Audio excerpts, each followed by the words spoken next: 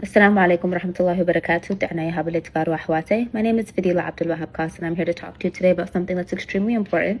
For those of you that don't know, right now in Axum, there are 8 schools that are banning their students from taking their exams and graduating with their peers simply because they're hijabi students who wear scarf around their neck. It's a very shameful thing for these girls to have to be going through, especially in the year 2025, but it also speaks to a larger issue that I also want to take some time to speak about. Axum has a very troublesome relationship in terms of how it treats its Muslim population. Right now, there's not a single place for a Muslim person to go pray in a masjid in Axum because there are no masjids in Axum. Why is that? There's also no place for a Muslim person to be buried. If a Muslim person were to die in Axum, if I, astaghfirullah, were to die in Axum, they would have to take my body outside of Axum to be buried because there's not a single Muslim maqabir in all of Axum. Why is that? These are the conversations we need to be having, but that's not the point of this conversation because I know we're not going to fix those problems tonight, but I do want to focus on these young girls and what they're experiencing. And before I really talk too much about that, I first want to also say thank you to all of the members of our community who have stood in solidarity with these girls. All over social media and through multiple conversations I've had with many members of our community, our Christian and Muslim brothers and sisters alike, there has been huge public outcry behind this, and it means a lot to see our community standing in solidarity with us, especially our Christian brothers and sisters. It really does mean a lot.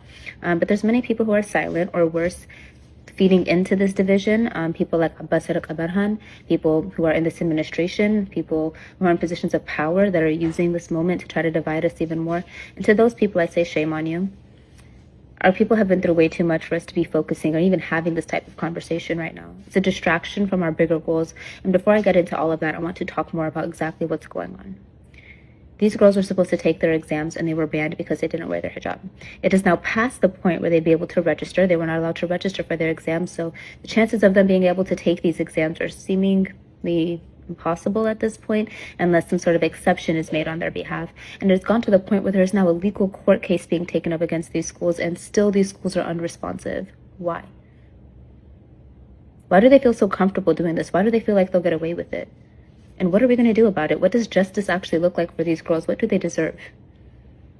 I'll tell you what I believe. I think at this point we need to have a very serious conversation about accountability and consequences in our community. We need to send a very strong message that Tigray does not tolerate this type of hate and division and discrimination against any members of our community, let alone our Muslim community. I want to know who these people are that are responsible for this. We need to bring them forward. We should share their faces, share their names. Who are these people? Who's behind all of this? Why do they get to continue to enact this hate and violence all in the privacy and being able to keep their identity a secret? Absolutely not.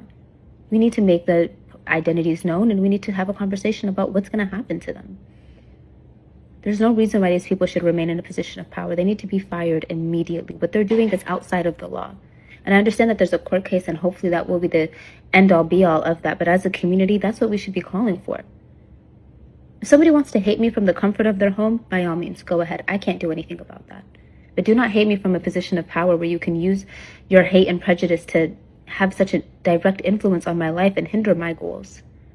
After everything Tigray has been through, we're preventing people from succeeding, from obtaining their education, to give back to Tigray? Does that make any sense to us? We should be focusing on encouraging our youth to get their degrees, to be successful, to give back, to flourish. But instead we're making it harder for them simply because they're hijabi. Astaghfirullah azim, in this day and age.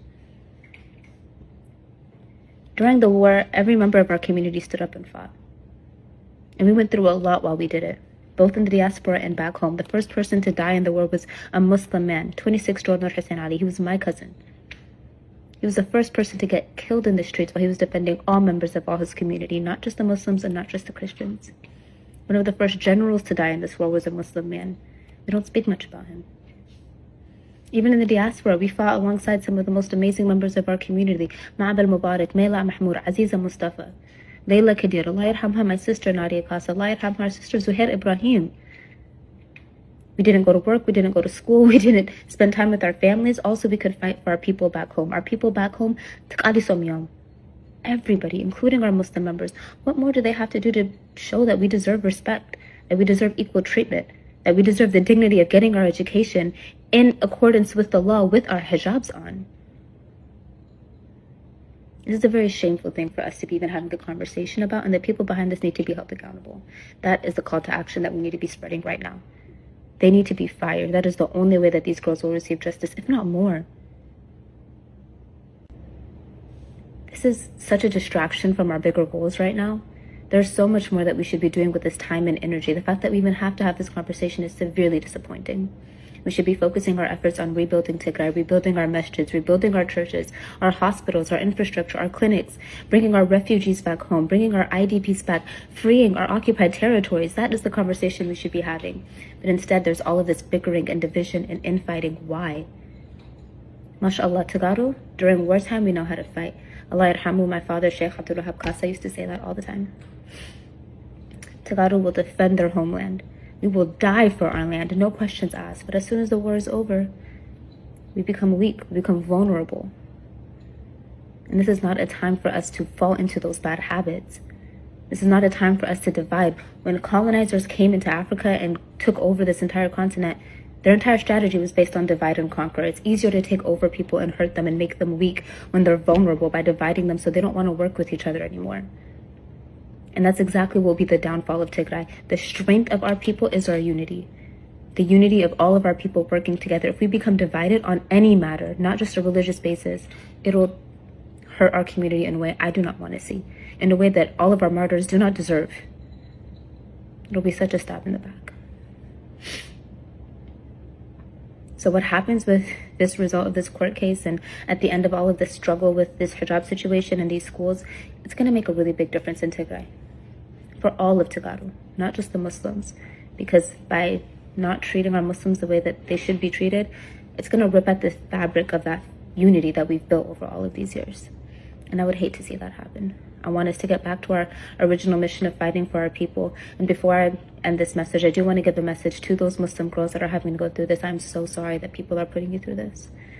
Wallahi, you guys are my heroes. It's so hard already to wear a hijab and represent Muslim people in a majority Christian population, but you do it so well, and you do it in the face of adversity. People are trying to threaten your education simply because you wear a hijab, but you still wear it, and you wear it with pride, and you continue to fight. May Allah reward you for everything you guys are going through, and know that I stand with you. Your Muslim brothers and sisters all over the world stand with you, and our Tagaru brothers and sisters stand with you as well. Do not feed into the hate. Do not focus on that. Remember what you are doing this for.